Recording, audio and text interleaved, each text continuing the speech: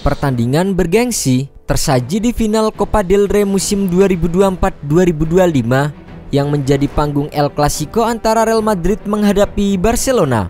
Sempat diwarnai kontroversi penolakan Real Madrid terhadap wasit pertandingan, duel final pun tetap berlangsung menarik di Estadio Olímpico de la Cartuja, Minggu 27 April 2025 dini hari waktu Indonesia Barat. Barcelona yang tampil konsisten di bawah arahan Hansi Flick menurunkan formasi 4-2-3-1. Meski tanpa penyerang andalannya yaitu Robert Lewandowski, namun El Barça masih memiliki Lamine Yamal, Dani Olmo hingga Rafinha yang tampil sebagai starter.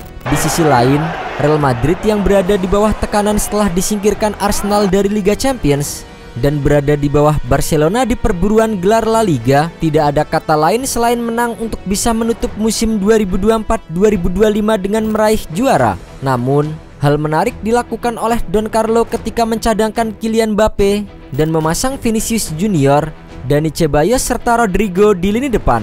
Hasilnya, pertandingan berjalan sengit di awal babak pertama. Barcelona kemudian mendapatkan beberapa kali peluang lewat Lamine Yamal dan sundulan dari Jules Koundé, sampai akhirnya Blaugrana memecah kebuntuan di menit ke-28. Berawal dari serangan Real Madrid yang dipotong oleh Pau Cubarsí, Pedri menguasai bola dan mengirimnya jauh ke depan.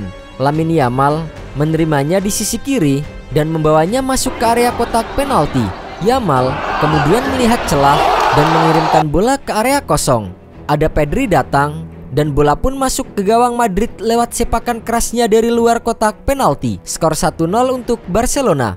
Madrid mencoba untuk keluar dari tekanan. Jude Bellingham sempat merobek gawang Barcelona, namun sudah terperangkap offside di menit ke-35. Di menit ke-44, Barcelona nyaris menggandakan skor. Berawal dari tendangan sudut, bola yang tinggal disundul Ferran Torres berakhir kena tiang gawang Real Madrid. Skor pun akhirnya tak berubah hingga jeda. Di babak kedua, Real Madrid memasukkan Kylian Mbappe, Luka Modric dan Arda Güler untuk menambah daya gedor. Hasilnya pun cukup terlihat.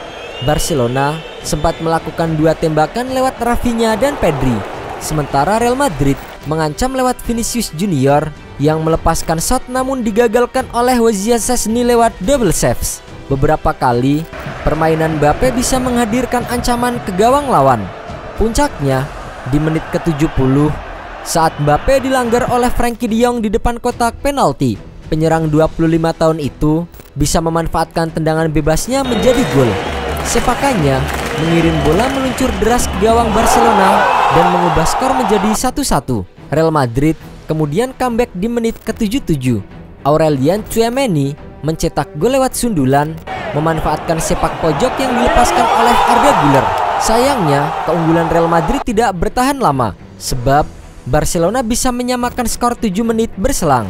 Ferran Torres memanfaatkan umpan lambung dari Lamine Yamal, memenangi duel 1 lawan 1 dengan Thibaut Courtois dan menceploskan bola ke gawang. Skor pun menjadi 2-2. Di menit-menit akhir, laga berjalan dengan semakin sengit. Barcelona sempat mendapatkan penalti usai Rafinha terlihat dilanggar oleh Raúl Asensio. Wasit Ricardo de Burgos Bengoetxea lalu mengeceknya melalui VAR dan kemudian membatalkannya. Rafinha juga dikartu kuning karena dianggap diving. Skor imbang akhirnya bertahan sampai waktu normal habis dan laga dilanjutkan ke babak tambahan. Memasuki masa perpanjangan waktu, pertandingan masih berjalan dengan sengit. Sejatinya, di menit ke-106, Barcelona mampu mencetak gol.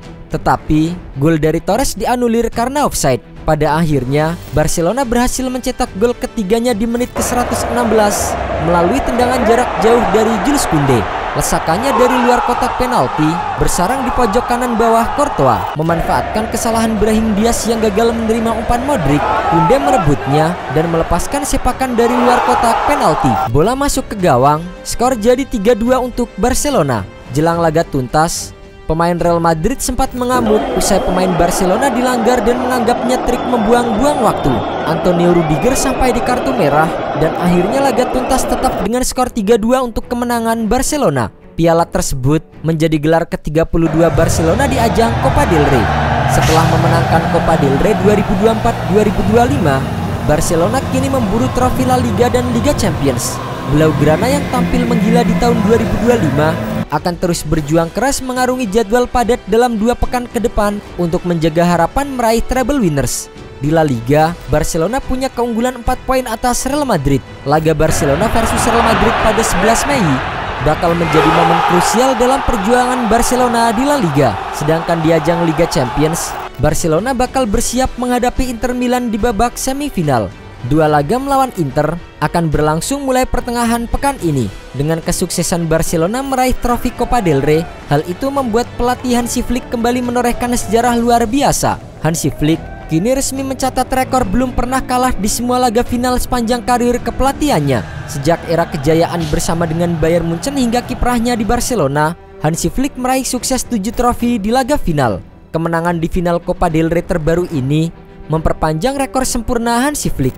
Tak hanya itu, Flick juga memperlihatkan keahliannya dalam membangun tim yang kuat, disiplin dan haus akan gelar. Di setiap laga final yang ia pimpin, Hansi Flick selalu berhasil membawa timnya tampil luar biasa. Keberhasilannya ini membuat Flick semakin layak disebut sebagai spesialis final. Kemenangan Barcelona atas Real Madrid ini membuat Hansi Flick berhasil menjadi pelatih kedua dalam sejarah Barcelona yang berhasil memenangi 3 El Clasico pertamanya sebagai pelatih Blaugrana setelah Pep Guardiola juga pernah melakukannya. Hansi Flick berhasil membawa Barcelona meraih 3 kemenangan dalam setiap laga El Clasico yang berlangsung pada musim ini, mulai dari pertemuan di paruh pertama La Liga, Piala Super Spanyol, dan kini di Copa del Rey. Bukan hanya Flick saja yang berhasil mendominasi El Clasico musim ini, namun sang pemain muda Lamine Yamal juga mencatatkan sebuah prestasi menarik dalam 3 laga kontra Real Madrid pada musim ini. Lamine Yamal selalu berkontribusi dalam terciptanya gol pada 3 laga El Clasico tersebut. Pada final Copa del Rey, gol yang dicetak oleh Pedri dan Ferran Torres tercipta berkat assist yang diberikan oleh Lamine Yamal. Sementara pada laga Piala Super Spanyol, di mana Barcelona menang 5-2 atas Real Madrid, Lamine Yamal mencetak 1 gol di antaranya. Kemudian, kemenangan 4-0 atas Real Madrid di jornada ke-11 La Liga musim ini, Lamine Yamal juga menyumbangkan 1 gol.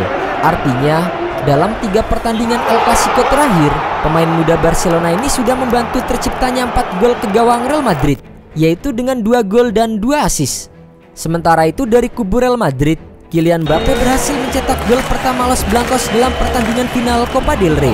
Gol itu membuatnya tercatat sudah mencetak 34 gol di semua kompetisi pada musim pertamanya bersama Real Madrid.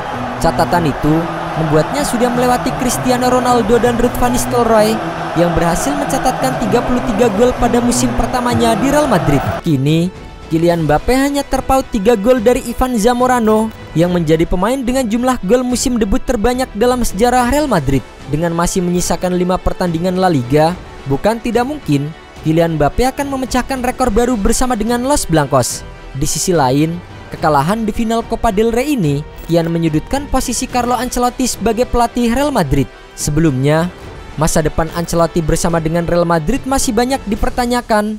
Usai kekalahan dengan agregat skor 1-5 dari Arsenal di perempat final Liga Champions, kini dengan kegagalan di final Copa del Rey, El Real terancam mengakhiri musim tanpa gelar. Menarik untuk dinantikan bagaimana Real Madrid akan membenahi musim berikutnya dengan wajah baru di kursi kepelatihan.